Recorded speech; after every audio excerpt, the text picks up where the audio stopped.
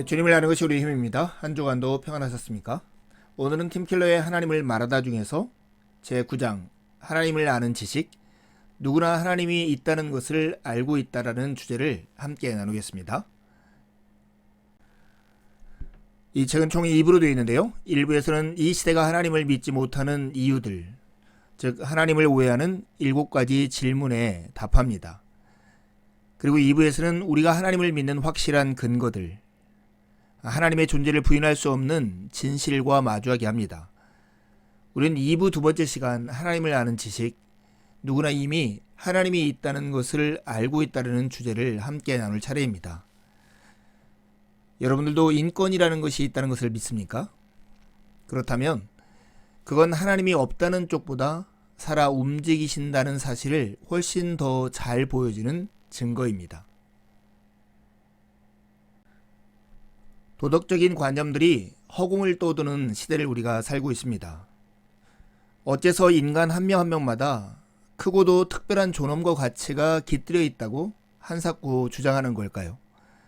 인권을 믿고 지지하는 이유는 무엇일까요? 요즘 사람들도 강력한 윤리적 신념들을 품고 있기는 마찬가지지만 다른 시간과 장소에 살았던 이들과는 달리 선악을 판단하는 이유가 될 만한 뚜렷한 근거를 전혀 지니지 못하고 있습니다. 도덕적인 관념들이 땅에 뿌리를 내리지 못하고 허공을 떠도는 꼴입니다. 사람에게는 누구나 윤리적이고 도덕적인 감정이 있습니다. 보통 양심이라고 부르는 의식입니다.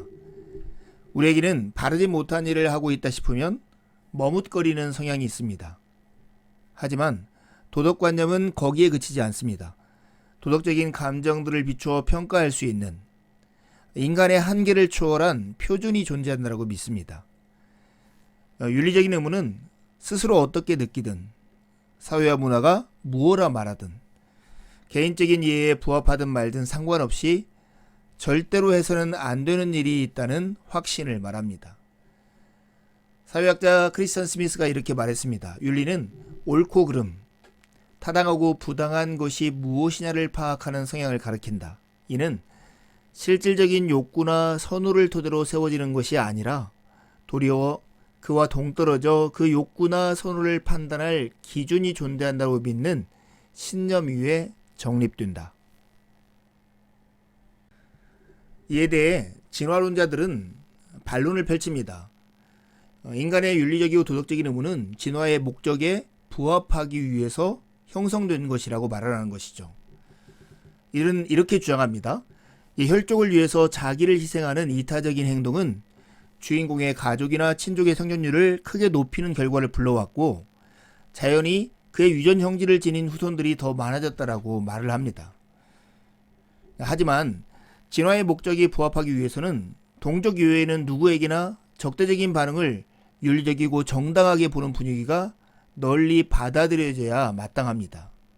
하지만 오늘 사는 현대인들은 시간과 돈, 감정과 생명까지 특히 동료나 동족이 아닌 누군가를 위해서 희생하는 게 옳다라고 믿고 있습니다. 따라서 진화론으로는 도덕적인 감정들을 평가할 어떤 윤리적인 표준이 외부에 있다는 사실뿐 아니라 도덕적인 감정의 근원조차도 설명할 수 없습니다. 문화상대주의자들 역시 반론을 펼치는데요. 윤리적인 신념들은 문화적으로 조성된 것일 뿐이라고 말을 하는 것이죠. 문화상대주의란 사회마다 윤리적인 신념들이 문화적으로 조성되었다라고 하는 사고입니다. 각 구성원들은 그것을 타당하게 여기는 공동체에 속해 있기에 그 신념을 추종할 뿐이지 한 문화의 도덕성이 다른 문화의 것보다 낮다거나 저급하다라고 판단할 근거는 어디에도 없다라고 보는 것입니다. 그러나 여러분, 문화가 상대적인 것이라면 보편적인 인권이란 개념은 어찌 되는 것일까요? 어떻게 개인적으로 품은 가치를 이 문화에 강요할 마음을 먹을 수 있을까요? 따라서 문화 상대주의자들의 주장 역시 설득력을 잃습니다. 진화론이나 문화 상대주의 입장에서 보면 인권이야말로 매우 까다로운 이슈입니다. 마이클 페리는 인간이라면 누구나 태생적인 존엄성을 가지고 있으며 평등하게 지닌 존엄을 침해하는 행위는 잘못이라고 말을 합니다. 하지만 이것을 믿어야 하는 까닭은 무엇일까요? 이러한 존엄은 어디에 기대고 있는 걸까요? 인권이 다수의 손에서 만들어졌다면 그게 무슨 소용이 있을까요? 마이클 페리 교수는 인권 이론에 대하여라는 책에서 이렇게 말을 합니다. 인권의식의 도덕성을 떠받치는 신앙적인 토대는 뚜렷한 반면 인권을 뒷받침하는 비신앙적 근거, 즉 세속적인 토대의 존재는 전혀 선명하지 않다. 이렇게 결론을 짓습니다. 니체의 유명한 주장처럼 하나님이 정말 죽었다면 사랑과 인권이 송두리째 존재의 기반을 잃고 만다는 것입니다. 하나님이 없다면 니체와 샤르트르를 비롯한 다른 모든 사상가들이 가르치듯 친절하거나 사랑하거나 평화를 이루기 위해 애써야 할 마땅한 이유는 사라지고 마는 것입니다. 따라서 하나님을 빼놓고는 인권의 토대를 마련할 수 없습니다. 하나님이 없다면 특정한 행동을 윤리적으로 그 밖에 다른 행동을 비도덕적으로 판단할 길이 없고 그저 나는 이게 좋아 라고 말할 수 있을 뿐입니다. 그렇게 될 경우 스스로의 주관적이고 독단적인 도덕 감정을 법제화할 권리가 누구한테 돌아가야 할까요?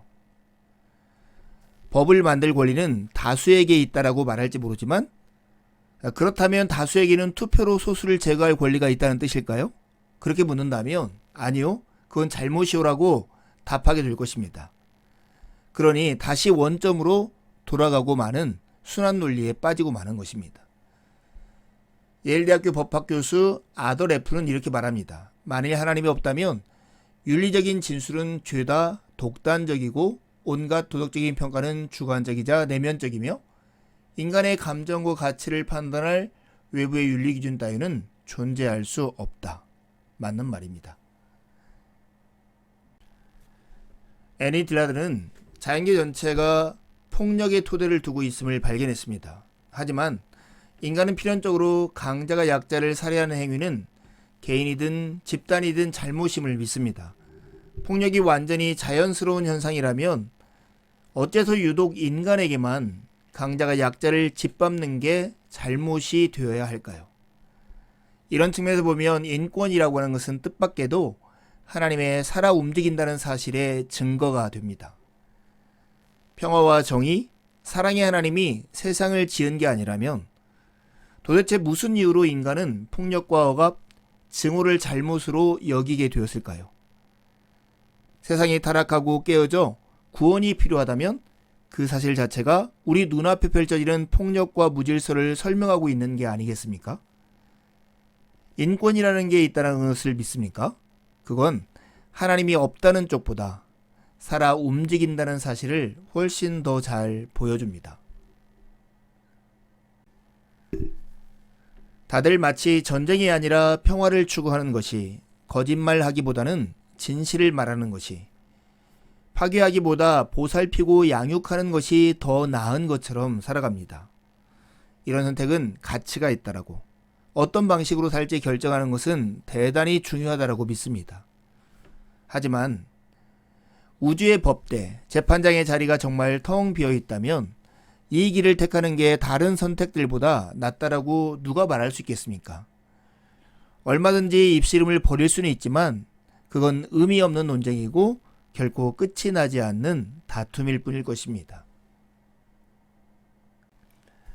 이런 상황을 파악하고 나면 두 길이 남습니다. 우선 이 모든 일에 담긴 의미를 생각하지 않고 무작정 외면하는 자세입니다. 나머지 하나는 스스로 하나님의 존재를 알고 있음을 인정하는 길입니다.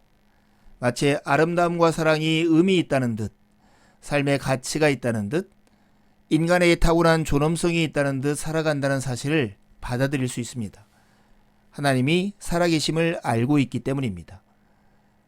신이 존재하는 것처럼 살면서도 이 모든 선물을 준 존재를 의식하지 않는 것은 정직하지 못한 행동입니다. 사람은 누구나 이미 하나님이 있다는 것을 알고 있습니다.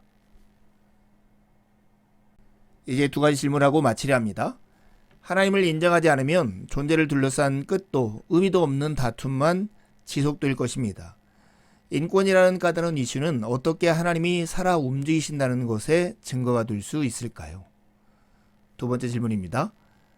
무작정 하나님을 외면하는 것과 스스로 하나님의 존재를 알고 있음을 인정하는 것 중 여러분은 어느 길에 서 있습니까? 한 주도 주님의 은혜를 의지해 살고 복된 주일에 함께 만나 기쁨으로 하나님을 예배하시죠. 감사합니다.